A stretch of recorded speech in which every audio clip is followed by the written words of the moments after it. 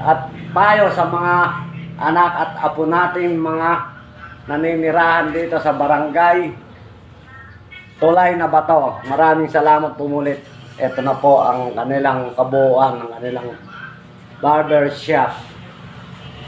Ibabalik ko sa kaeskwela ko. Kaeskwelan, sana mapanood mo kami, Kuya Freddy, ang iyong kapatid. Nandito ako sa kanilang barber shop. Salamat po.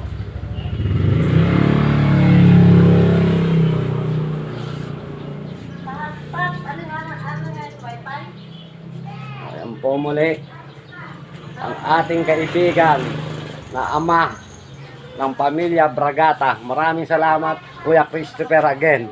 Maraming salamat din. Okay, salamat po at kami may pupuntahan pa, bagamat kahit papano napaunlakan ko ang iyong paanyaya. Salamat sa pamilya mo, pamilya Bragata. Ito na po ang kahabaan ng Tulay na Bato.